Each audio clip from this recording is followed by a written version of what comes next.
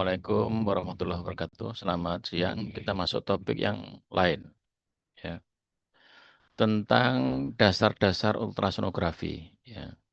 Kenapa begitu? Ini bagian penting. Mestinya kan kalau kita bicara radiologi, ya tidak masuk di pelajaran itu. Jadi saya sudah usul pada PJMK supaya di redesign kurikulum itu diubah nama mata kuliahnya.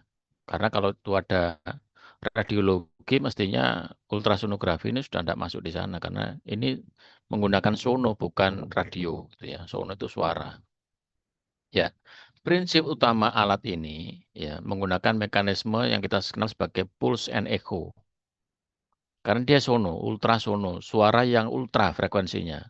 Jadi gambaran yang ditimbulkan dari suara yang frekuensinya sangat tinggi. Nah, gitu kira-kira definisinya. Nah, bagaimana itu bisa terjadi? Alat itu, maka yang paling penting ini adalah probe-nya atau transducernya. Seperti ini kira-kira gambarannya. Di alat itu nanti ada di bagian depan, di bagian ujungnya itu ada namanya kristal piezoelektrik atau polimer kapasitif ya istilahnya yang baru tadi. Tapi dia akan kena listrik ya positif begitu, ada listrik yang mengalir itu dia akan bergetar, menimbulkan suara dan suara itu akan apa namanya memancar gitu ya. Ikut ikut media yang di sekitarnya kemudian dia akan merambat ya jauh kemana-mana ya. Nah kemudian ada suara yang kembali dari itu ditangkap oleh alat yang sama nanti akan diubah ke listrik lagi dan diatur di mekanisme layar tadi itu akan menjadi gambar. Yang kalau dia suara dipancarkan dan tidak kembali dia akan warnanya hitam. Suara yang kembali tadi itu tertangkap oleh alat tadi itu, alat yang sama, itu kemudian akan menjadi gambaran putih. Sehingga gambaran hitam putih nanti mirip seperti radiologi, tapi berbeda. Maka sebutannya adalah tidak terkait dengan opasitas kita bicara kemarin, radio opacity, tapi lebih ke ekogenisitas. Ya. Balik apa enggak suara tadi itu. Nah, karena prinsipnya pulse and echo. Dia dipancarkan dan echo memantul kembali. Gitu ya. Nah, ini prinsip yang harus dipahami dulu dari awal. Alatnya macam-macam, ya perkembangannya alat tadi. Dan banyak probe yang macam-macam bentuknya itu ya. Dari ada yang kayak pensil, ya ada yang agak kayak tongkat, ada yang pendek, ada yang kotak, ada yang macam-macam sudah perkembangan dengan sesuai kebutuhannya masing-masing. Ada yang dia makin lama makin kecil alat tadi itu. Kalau dulu ya sangat besar, begitu makin lama makin kecil. Bahkan portable. Kalau Anda tahu nanti ada portabilitasnya seperti ini, portable. Hanya beli prop tok gitu maksudnya. Nanti akan dihubungkan dengan perangkat yang lain, baik itu smartphone, baik itu tab misalkan begitu, sudah langsung terhubung dengan aplikasi yang disediakan tadi itu. Jadi seportabel seperti itu kira-kira nanti di sana, ya. Nah, ini bedanya dengan USG, apa dengan X-ray tadi.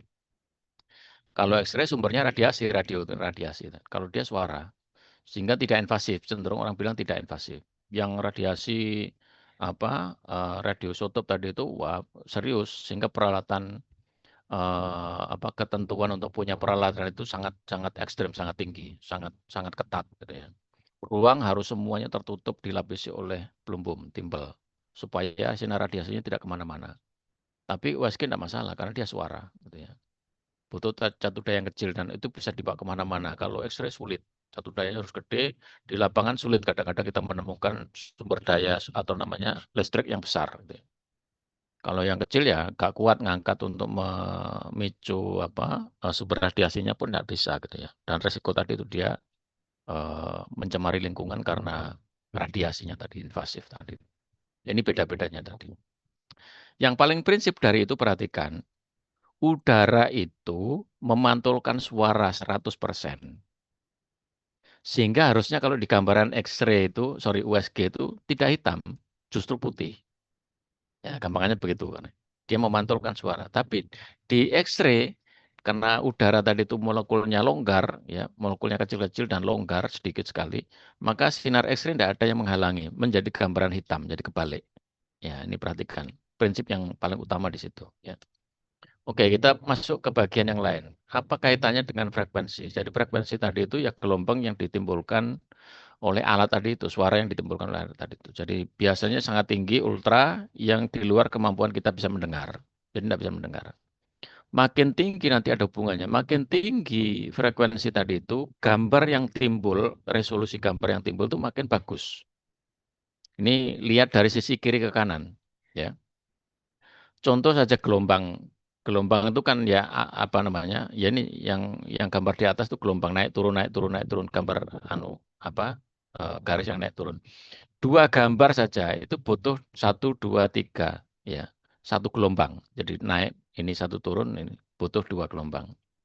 Yang di sini satu gambar yang paling kanan ini tadi ada 1, 2, 3, 4, 5, 6 gelombang. Menimbulkan gambar yang lebih bagus resolusinya, mata misalkan begitu. Jadi cenderung lebih jelas dibandingkan kalau termasuk lubang hidung dan lain-lain, lidah dan seterusnya tadi itu apa, garis tepinya. Anda bandingkan dengan yang paling kiri, sangat tidak jelas, ya Pak. Mata ya hanya apa kotak-kotak warna seperti itu, sehingga resolusinya itu makin rendah, ini makin tinggi dan gambarnya masih makin detail gitu ya, makin detail. Sehingga kalau Anda mau periksa organ-organ yang sangat kecil seperti ovarium itu kan sangat kecil. Itu butuh frekuensi yang sangat tinggi supaya gambar apa bahan atau organ yang kecil tadi itu bisa ditampilkan dengan sangat bagus, sangat detail, sangat kecil, sangat apa halus. Kalau Anda menggunakan resolusi yang rendah, tidak kelihatan sama sekali. Jangankan itu, nanti bentuk mata saja tidak jelas gitu ya. Tapi resikonya, kalau frekuensi yang tinggi tadi itu, kemampuan dia menembus bagian tubuh itu sangat dangkal. Ya, penetrasi suara itu ke dalam tubuh itu sangat dangkal. Hanya beberapa senti saja, tidak bisa masuk sampai ke bagian dalam. Berbeda dengan yang kalau frekuensinya lebih rendah, itu dia kemampuan menembus suara tadi itu menembus bagian-bagian tubuh itu lebih dalam, lebih bisa masuk ke bagian tubuh yang. Tapi gambarannya lebih jelek. Gambaran yang di layar itu lebih jelek. Nah, ini risiko-risiko yang apa harus Anda pahami terkait dengan alat itu tadi, hubungannya dengan frekuensi, dengan gambar dan penetrasi. Ya. Nah, itu kira-kira ya harus dipahami. Sehingga kalau dulu ini sudah mulai berkembang sekarang. Dulu kalau Anda pengen berpindah berganti alat yang frekuensinya lebih tinggi, ya beli dua alat, beli dua probe. Yang satu relatif rendah, misalkan 7,5, yang lain pakai 10, misalkan begitu.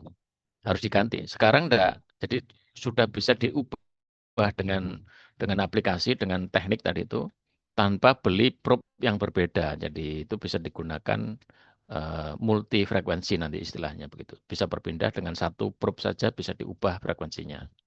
Oke, sekarang pindah ke yang lain. Jadi ini macam-macam bentuk probe-nya. Oleh karena itu, kalau kita ingin memeriksa bagian tubuh yang dalam tadi itu dengan keterbatasan jarak, jarak jangkauan tadi itu, penetrasi, maka kita harus menempatkan alat itu sedekat mungkin dengan organ yang kita ingin periksa. Contoh saja misalkan pada sapi, kalau kita ingin periksa ovariumnya, tidak bisa dari transdermal. Tidak sampai dia melihat. Kalau apalagi yang frekuensinya tinggi, dia sangat pengen apa gambarnya sangat detail, sangat bagus. Itu tidak sampai dia masuk ke dalam tubuh. Oleh karena itu, kita bisa menggunakan yang bentuknya kecil. Seperti cincin gampangnya begitu. Kita masukkan secara frektal. Alat tadi masuk secara frektal, ya kemudian kita apa dekatkan sedekat mungkin dengan ovarium dan kita bisa cek di layar.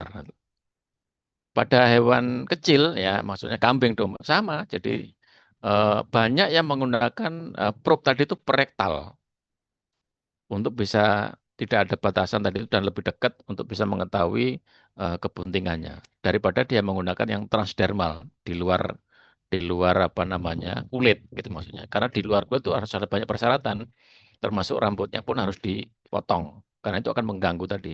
Begitu dia kena udara, suara akan mantul. Sehingga dia tidak lagi ada suara yang setelah dipantul tadi masuk ke dalam tubuh, sehingga tidak kelihatan apa-apa. Gitu ya. Jadi banyak kelemahan, kelebihan tadi itu harus disikapi seperti apa tadi itu. Oke, ini macam-macamnya transducer saya. Sehingga ada dua macam misalkan yang kalau kita kenal ini di kampus. Ada yang linear, ya linear tuh yang tidak melengkung begini, maksudnya lurus begitu. Sehingga nanti tampilan gambar di layar ya lurus.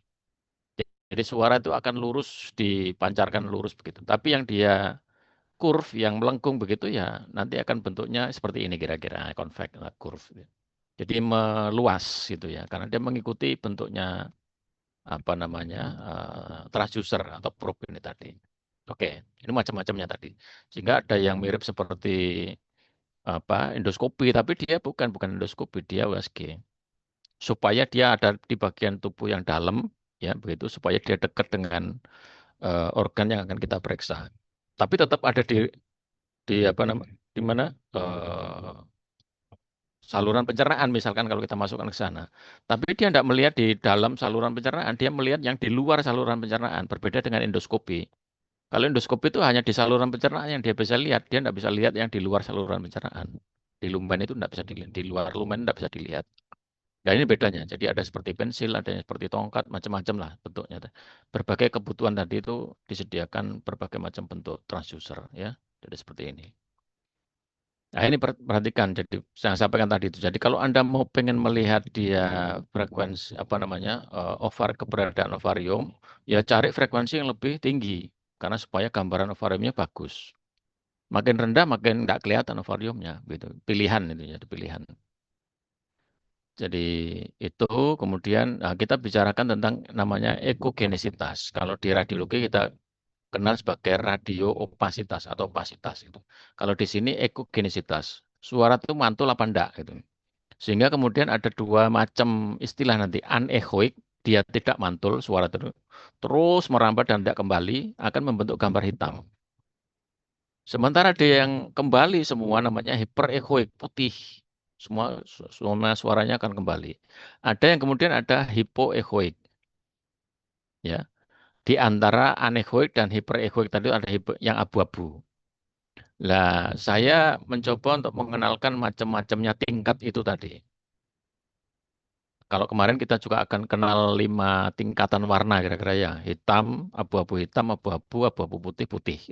Sekarang kira-kira ada 6 atau 5, sorry, 5 macam.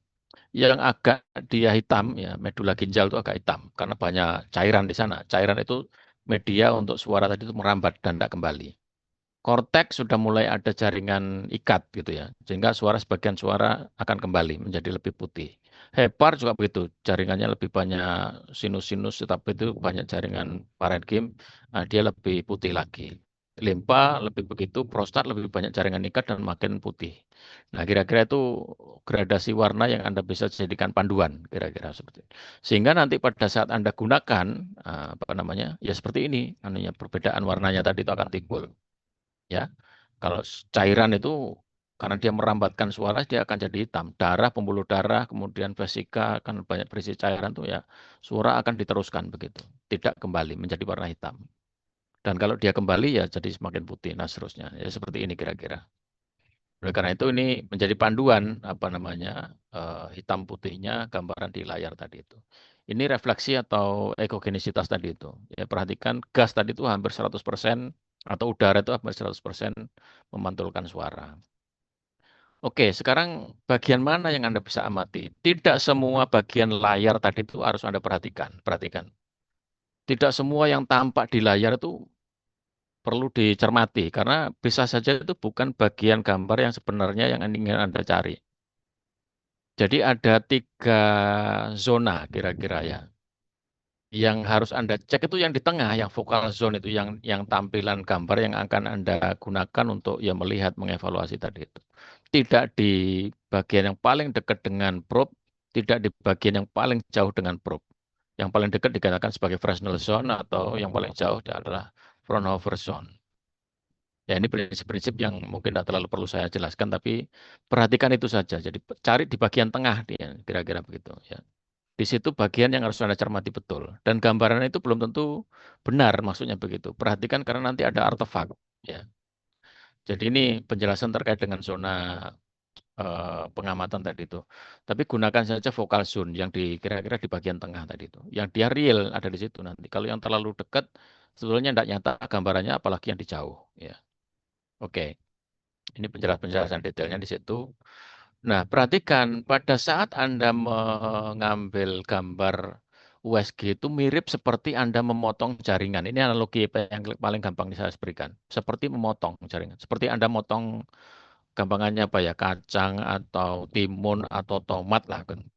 Jadi di mana Anda meletakkan probe tadi itu, ya kira-kira Anda seperti memotong benda itu, jaringan itu, organ itu. Baik itu jantung, baik itu ginjal, ataupun yang lain, termasuk liver apa itu. Sehingga bagian dalamnya Anda akan tahu.